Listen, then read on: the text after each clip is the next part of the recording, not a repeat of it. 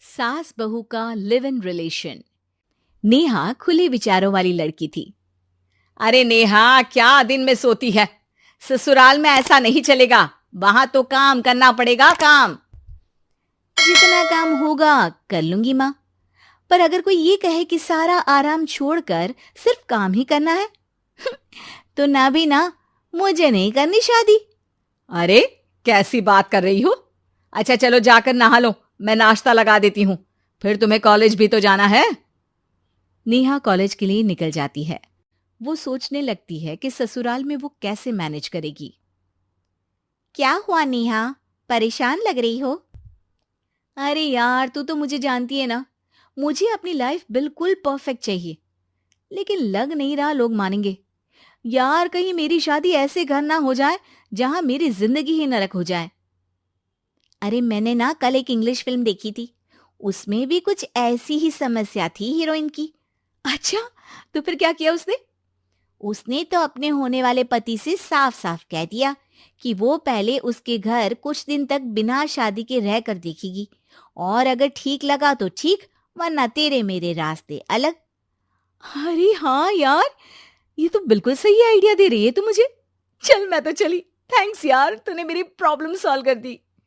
ये बोलकर नेहा खुशी खुशी वहां से निकल जाती है, लेकिन पीछे से उसकी सहेली कहती है, अरे नेहा, नहीं नहीं, कुछ नहीं सुनना मुझे।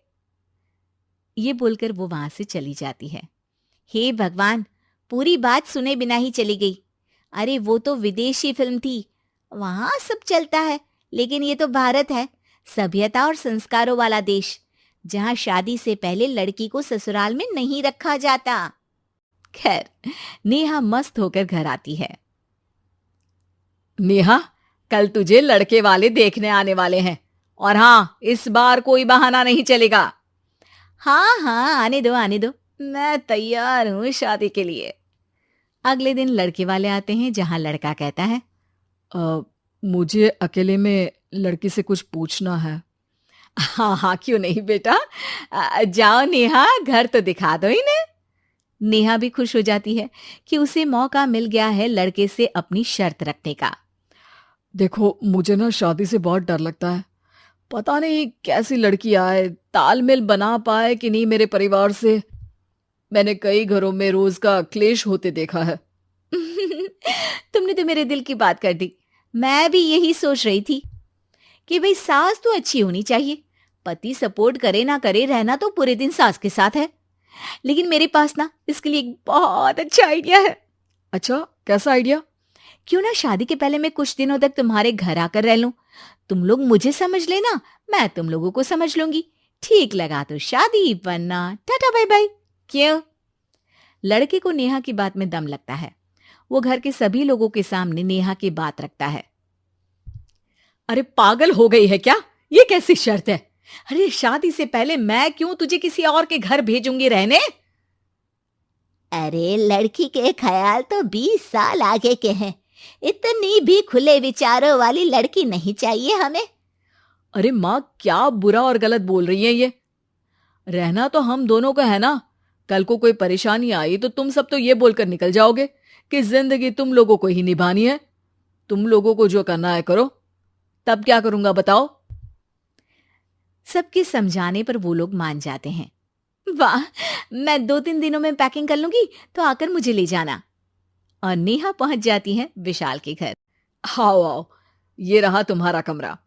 इस घर में तुम एज अ गेस्ट रहो, लेकिन माँ तुम्हें बहू की तरह ही ट्रीट करेंगे, और तुम भी उन्हें सास की तरह ही रखना।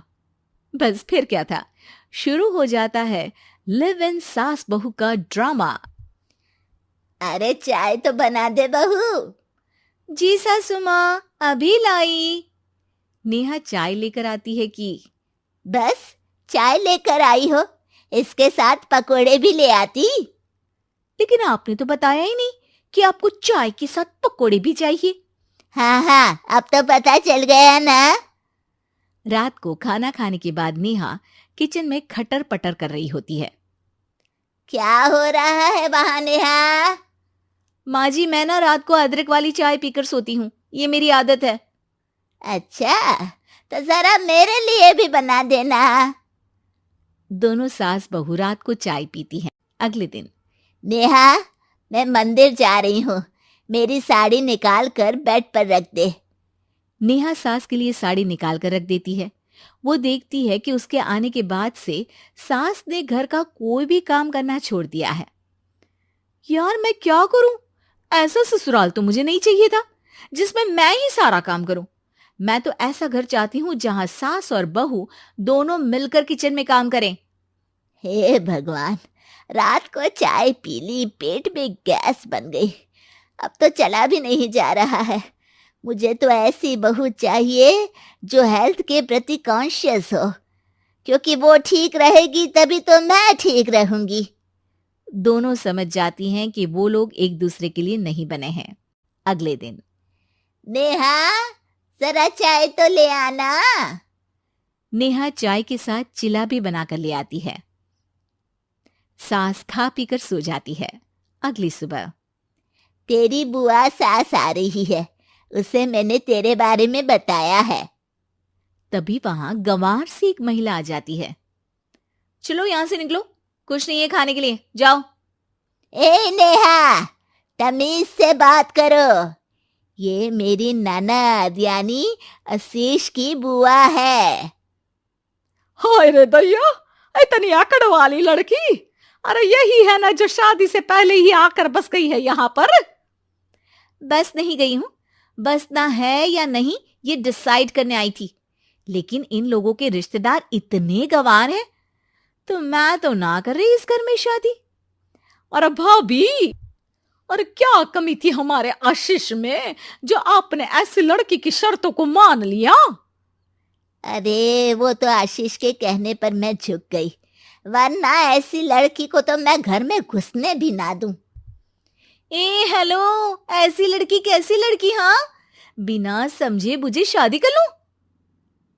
अब तो समझ गई ना कि हम लोग गांव के हैं। भाभी को खाट पर सोना और रिश्तेदारों का गांव से आना जाना तो लगा ही रहना है इस घर में। हाँ हाँ, मैं तो किसी मॉडर्न घर में शादी करूंगी। ये बोलकर नेहा वहां से चली जाती है। अपने घर में आकर नेहा कहती है, ना मां ना, लिव इन में रहकर देख लिया, ये गांव के लोगों का कोई भरोसा नहीं है। खैर, नेहा की शादी एक मॉडर्न घर में हो जाती है, जहां सास कहती हैं, हे नेहा, मैं टेनिस खेलने जा रही हूं, आओ तो जूस बनाकर रखना, और हाँ, वॉलनट्स और ओट्स भी बना लेना। जी माँ। माँ मॉम बोलो डार्लिंग, माँ इज ओल्ड फैशन। बेचारी नेहा सर पर हाथ रख लेती है। हे भगवान, ये सास तो सास ही होती है, गांव की हो या शहर की।